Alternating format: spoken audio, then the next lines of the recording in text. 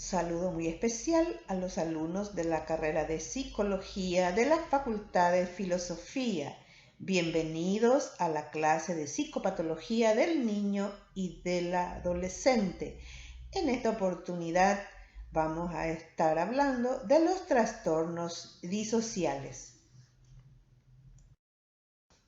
El objetivo de esta clase es conocer en qué consiste el trastorno disocial, conocer los trastornos disociales limitados al ámbito familiar, el trastorno disocial en niños socializados y en niños no socializados, el trastorno disocial desafiante y oposicionista, el trastorno disocial de las emociones mixtas, el trastorno disocial depresivo y el trastorno por déficit de atención con hiperactividad.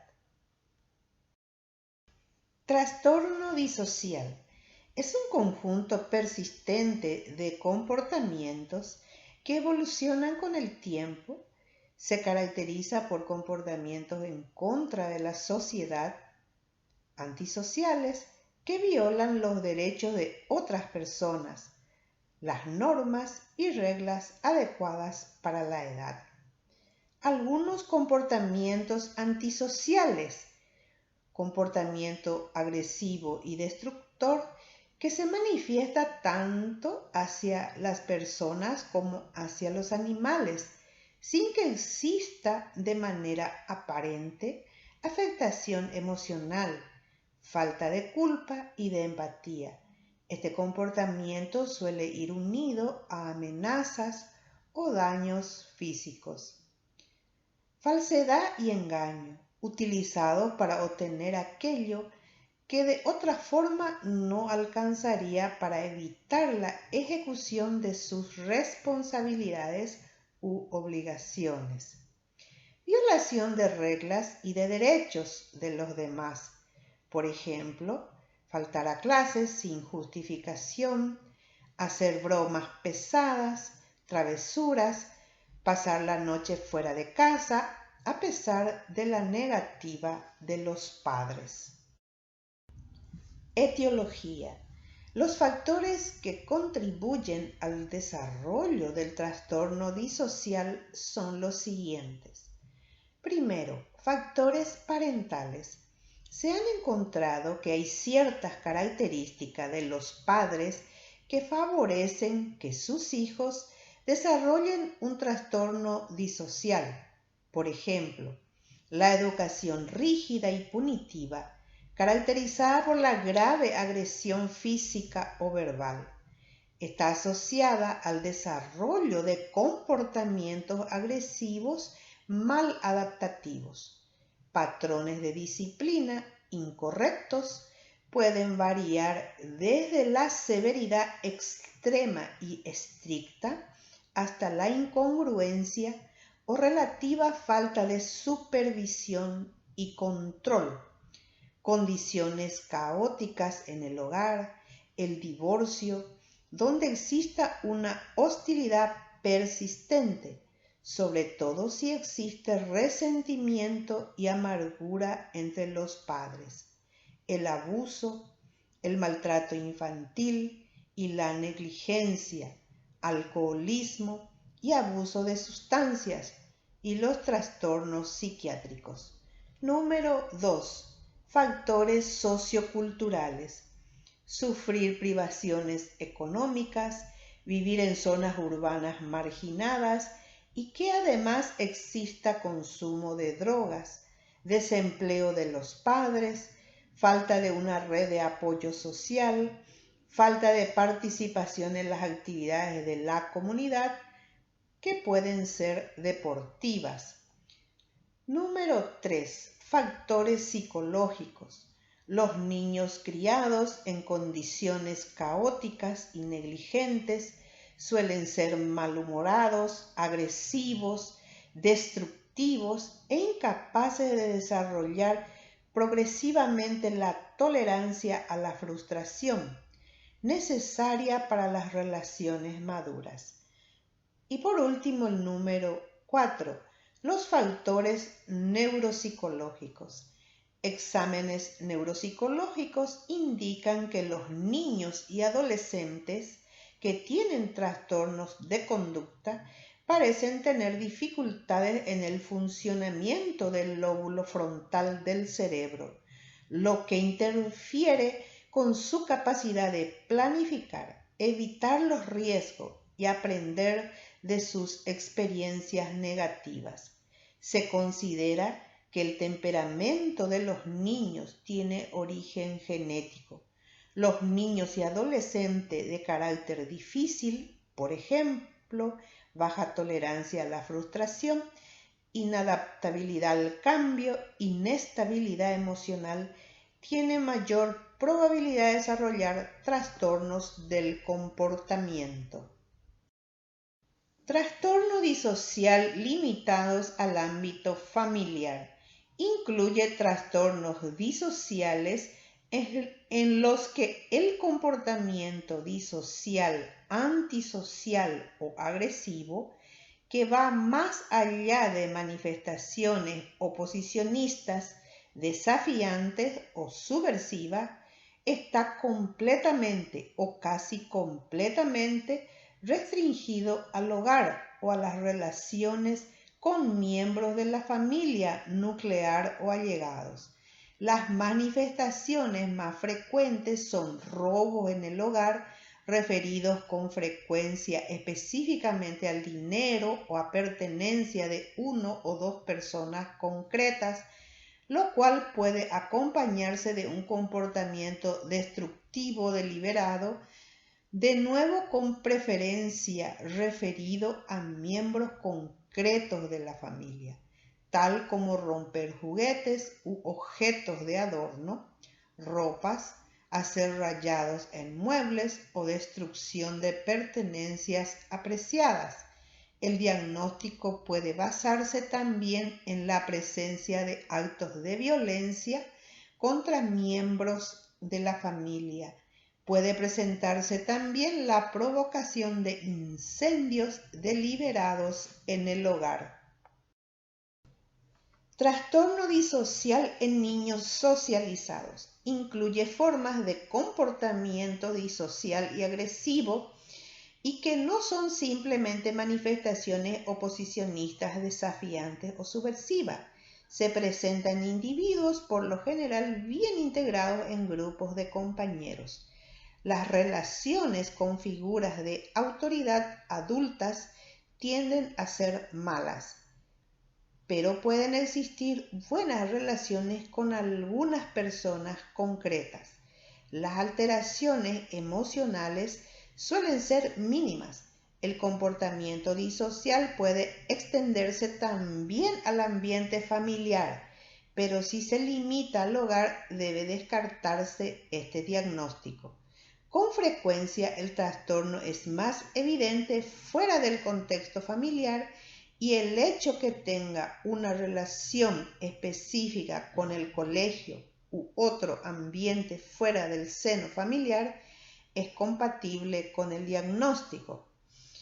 Niño no socializado, caracterizado por la combinación de un comportamiento disocial persistente o agresivo y que no son simplemente manifestaciones oposicionistas, desafiantes o subversivas, con una significativa y profunda dificultad para las relaciones personales con otros chicos, falta de integración efectiva entre los compañeros, que tiene prioridad diagnóstica sobre las otras diferenciaciones. Los problemas de las relaciones con los compañeros se manifiestan principalmente por un aislamiento o un rechazo, por la impopularidad entre otros chicos y por una falta de amigos íntimos o de relaciones afectivas recíprocas y duraderas entre los compañeros de la misma edad.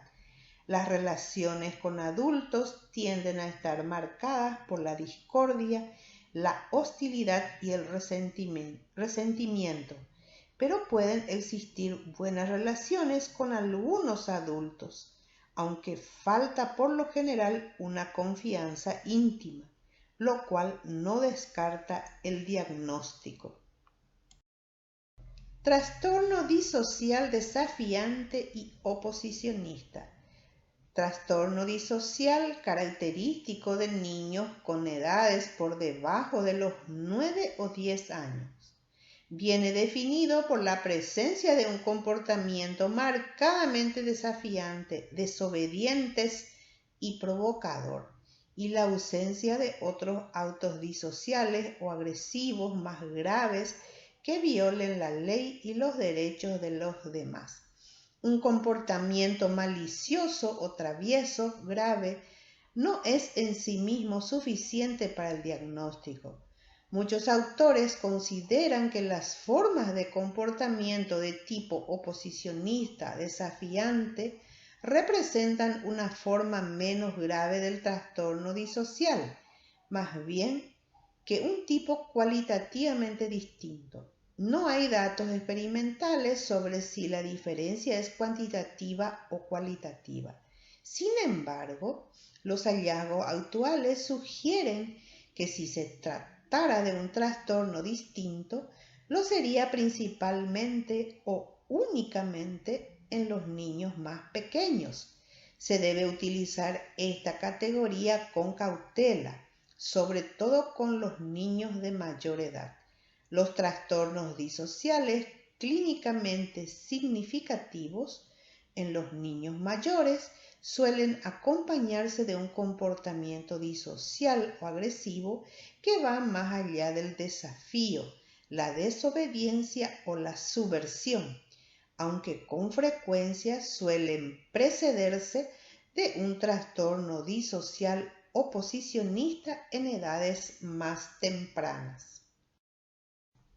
Trastorno disocial y de las emociones mixtos. Combinación del trastorno disocial de la infancia con síntomas emocionales persistentes y marcados, tales como la ansiedad, temores, obsesiones o compulsiones, despersonalización o desrealización, fobias o hipocondría. La cólera y el resentimiento son más bien rasgos de un trastorno disocial que de un trastorno de las emociones, pero en sí ni contradicen ni apoyan el diagnóstico. Trastorno disocial depresivo.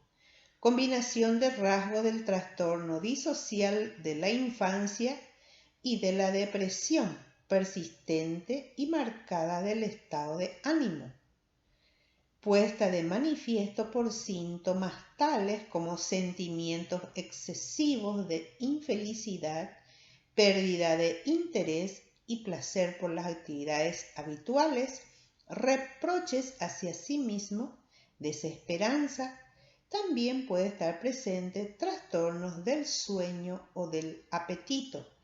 La gravedad del trastorno debe ser suficiente como para que se satisfagan las pautas de trastorno disocial de la infancia o del trastorno de las emociones de comienzo específico en la infancia, de un trastorno neurótico del adulto o de un trastorno del humor afectivo. Trastorno por déficit de atención con hiperactividad. El trastorno por déficit de atención con hiperactividad, según el Manual Diagnóstico y Estadístico de los Trastornos Mentales de DSM-5, o trastorno de la actividad y la atención según la Clasificación Internacional de las Enfermedades CIE-10, son los principales términos usados para describir a niños que presentan serias carencias en su atención sostenida, en la modulación de su actividad y en la regulación de sus impulsos en muchos de sus contextos de interacción, como pueden ser la familia o la escuela. Los niños que padecen este trastorno se presentan frecuentes cambios de una actividad a otra. Tienen dificultad para atender en actividades que no son muy excitantes para ellos. Les cuesta esperar su turno en juegos de grupo, suelen dar contestaciones irreflexivas y prematuras sin pensar en la pregunta, actúan sin pensar en las consecuencias, etc. No suelen manifestarse todos los síntomas en cualquier situación, sino que existen variaciones. Suelen empeorar en situaciones que exigen atención sostenida. En cambio, en las situaciones en que el sujeto está bajo un control estricto, así como en situaciones nuevas o especialmente interesantes, los síntomas aparecen mínimamente. También se producen, con mayor frecuencia en situaciones de grupo. Conclusión: el trastorno disocial es un trastorno muy recurrente en el ámbito clínico en nuestro contexto cultural. Su diagnóstico, pronóstico y posterior tratamiento es fundamental para los niños, sus familias y toda nuestra sociedad. ¿Conoces algún niño que tenga estas características? Si trabajas en una institución educativa, acostumbras a observar niños que presentan estos tipos de comportamientos.